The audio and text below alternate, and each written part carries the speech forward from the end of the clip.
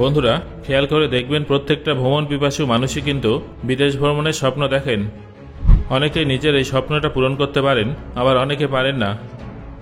কিন্তু সাবধান, আপনি আবার এমন কোনো দেশে যাওয়ার পরিকল্পনা করছেন না তো যেখানে গেলে আপনাকে বিপদের সম্মুখীন হতে হবে? আসলে আমাদের এই পৃথিবীতে এমন অনেক দেশ আছে যেখানে যাওয়ার মানে হলো বিপদকে নিজে যেচে আমন্ত্রণ জানানো। বন্ধুরা, আপনারা যারা ঘুরতে ভালোবাসেন তারা বিদেশ ভ্রমণের সিদ্ধান্ত নেওয়ার আগে আজকের এই ভিডিওটা শেষ পর্যন্ত অবশ্যই দেখুন, কারণ আজকে আমি আপনাদের এমন কিছু বিপজ্জনক দেশের সম্পর্কে জানাবো যেখানে একবার গেলে হয়তো আপনি আর কখনো ফিরতে পারবেন না। তাহলে চলুন ভিডিওটা শুরু করা যাক। Number 1, Colombia. কলম্বিয়া হলো এমন একটা জায়গা যেখানে আপনি সকালে সূর্যের আলোয় সুন্দরভাবে দিনটা শুরু করতে পারলেও সন্ধ্যা হতে না হতে আপনার গলিতে AK-47-এর আওয়াজ শোনা যাবে। কলম্বিয়ার ঘন জঙ্গলে এমন কিছু গোষ্ঠী লুকিয়ে থাকে যারা নিজেদের বিপ্লবী বলে পরিচয় দেয়, তবে বাস্তবে তারা বন্দুক হাতে নিয়ে ঘুরে বেড়ানো অপহরণকারী যারা সবকিছু লুট করে নেয়। RAFC অর্থাৎ রেভলিউশনারি আর্মড ফোর্সেস অব কলম্বিয়ার মতো কিছু গোষ্ঠী মানুষকে কিডন্যাপ করে মুক্তিপণ চায়।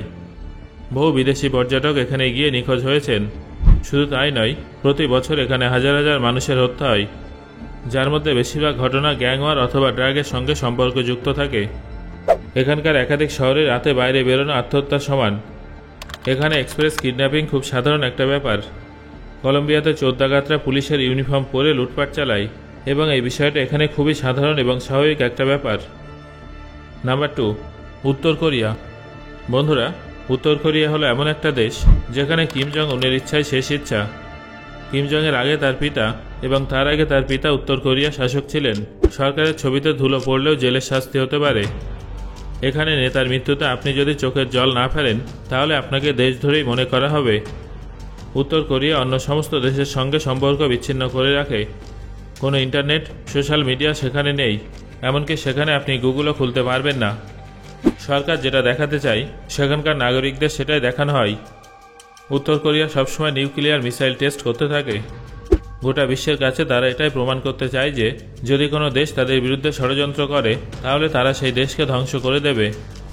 এখানে আপনি নিজের ইচ্ছা মতো র্যাপ, পপ, বলিউড কিংবা হলিউডের গান শুনতে পারবেন না। যে সমস্ত গানে নেতার প্রশংসা করা হয় শুধুমাত্র সেই সমস্ত গানই শুনতে পারবেন। Number 3, Nigeria. আফ্রিকার হৃদয় হিসেবে পরিচিত নাইজেরিয়া তাদের মিউজিক, ফ্যাশন এবং কালচারের জন্য জনপ্রিয়। তবে হৃদয়ে এমন একটা ছিদ্র আছে যেটা যে কোনো পর্যটকের হার্টবিট সারা জীবনের মতো থামিয়ে দিতে পারে। এটা হলো সেই দেশ যার তলদেশে তেলের নদী বয়ে যায় আর উপরে নিরপরাধ মানুষের রক্ত ভেসে যায়।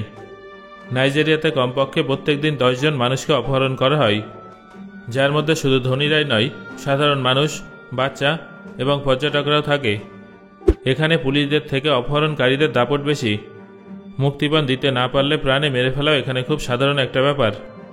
নাইজেরিয়া হলো আমেরিকার সবথেকে বড় তেল উৎপাদক দেশ। ফরেন মিনিস্ট্রি অফিস থেকে নাইজেরিয়ার জন্য ডু নট ট্রাভেল অ্যালার্ট জারি করা হয়েছে, কারণ বেশিরভাগ সময় নকল পুলিশরা পর্যটকদের উপরে লুটপাট চালায়। Number 4, Iraq. বন্ধুরা, ইরাক হলো এমন একটা দেশ যেখানে একদিকে তেলের কুয়ো আছে, অন্যদিকে লাশে ভরা ট্রাক আছে। 2003 সালে যখন আমেরিকা ওয়েপন্স অব মাস ডিস্ট্রাকশনের নামে ইরাকে হামলা চালিয়েছিল তখন ইরাক নরকে পরিণত হয়েছিল।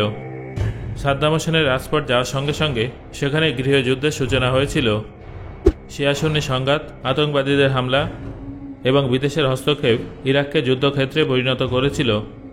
2014 সালে ISIS ইরাকের একটা বিশাল বড় এলাকা দখল করে সেখানকার বহু নাগরিককে মেরে ফেলেছিল। যদিও এখন সেখানে প্রত্যক্ষভাবে তাদের অগ্রাসন নেই, তবে গোপনে এখনও তাদের গোষ্ঠী সক্রিয় আছে। ইরাকের কাছে পৃথিবীর 4র্থ বৃহত্তম তেলের ভাণ্ডার আছে, কিন্তু এখানকার মানুষেরা ঘন্টার পর ঘন্টা লাইট এবং জলের জন্য দাঁড়িয়ে থাকে। পর্যটকদের জন্য এই দেশটা অত্যন্ত বিপজ্জনক। এখানে কিডন্যাপ, মারপিট এবং মুক্তিপণ চাওয়া খুব সাধারণ একটা ব্যাপার। সেই জন্যই ট্রাভেল ওয়েবসাইটগুলো ইরাককে রেড অ্যালার্ট জোন ঘোষণা করে দিয়েছে। Number 5, Mexico. মেক্সিকোর সবথেকে ভয়াবহ পরিচয় হলো তারা ড্রাগ বিক্রি করে, বন্দুক চালায়। এখানে মাফিয়ার বিরুদ্ধে কথা বলা মানে মৃত্যুকে ডেকে আনা। এখানে সাংবাদিক, নেতা, এমনকি পুলিশদেরকেও দিনে দুপুরে মেরে ফেলা হয়। এই দেশে প্রতি বছর 30,000-এর থেকেও বেশি মানুষকে হত্যা করা হয়, অর্থাৎ প্রত্যেক 15 মিনিট অন্তর একজন মানুষকে হত্যা করা হয়। এখানকার অনেক শহরে মানুষ সন্ধ্যা হওয়ার আগেই বাড়িতে ফিরে আসে। বিগত 10 বছরে সেখানে 100 জনেরও বেশি সাংবাদিকদের মৃত্যু হয়েছে, কারণ তারা সেখানকার সত্যি ঘটনাগুলো প্রকাশ্যে আনার সাহস দেখিয়েছিল। নাম্বার 6, আফগানিস্তান। আফগানিস্তান কোনো সাধারণ দেশ নয়। এটা হলো এমন একটা বিধ্বস্ত দেশ যারা বিগত 40 বছর ধরে একটা দিনও শান্তিতে কাটায়নি। 2021 সালে যখন আমেরিকার আধিপত্য উঠে যায়, তখন তালিবানরা পুনরায় ক্ষমতা ফিরে পায়। আফগানিস্তান আরও একবার মধ্যযুগে ফিরে যায়। এখানে মহিলারা বাড়ি থেকে বেরোতে পারে না, মেয়েরা স্কুলে যেতে পারে না, যারা আইনের বিরোধিতা করে তাদের সবার সামনে শাস্তি দেওয়া হয়। তালিবান শাসনে একটা ফেসবুক পোস্টও মৃত্যুর কারণ হতে পারে। আফগানিস্তান এখন এমন একটা দেশে পরিণত হয়েছে যেখানে যাওয়া মানে নিজের ক্ষতি ডেকে আনা। এখানে অপহরণ, মুক্তিপণ কিংবা গোয়েন্দাগিরি সন্দেহে সরাসরি গুলি করে দেওয়া হয়। এখানে সরকার, স্বাস্থ্য এবং সুরক্ষা তিনটেরই কোনো গ্যারান্টি নেই। একসময় কাবুলে পৃথিবীর সবথেকে পুরনো লাইব্রেরি ছিল, কিন্তু বর্তমানে বইয়ের জায়গায় বন্দুক রাখা হয়। Number 7, Yemen. যখন গোটা বিশ্ব কোভিডের বিরুদ্ধে লড়াই করছিল, তখন ইয়েমেনের নাগরিকরা অনাহার এবং বোমা উভয়ের সঙ্গে লড়াই করছিল। যেখানে সকালে সারা বিশ্বের মানুষ চা এবং সংবাদপত্রের সাথে দিন শুরু করে, সেখানে ইয়েমেনের নাগরিকরা সকালে উঠেই দেখে যে কোন বিল্ডিংটা ধ্বংসস্তূপে পরিণত হয়েছে। 2015 সালে ইয়েমেনে গৃহযুদ্ধ শুরু হয়েছিল, যার ফলস্বরূপ হাজার হাজার নিরীহ মানুষ প্রাণ হারিয়েছিল এবং লক্ষ লক্ষ মানুষ গৃহহীন হয়ে পড়েছিল। বর্তমানে এখানে প্রত্যেক 10 মিনিট অন্তর একটা বাচ্চা অপুষ্টিতে মারা যাচ্ছে। যাদের কাছে খাবার নেই তারা ঘাস পাতা খাচ্ছে।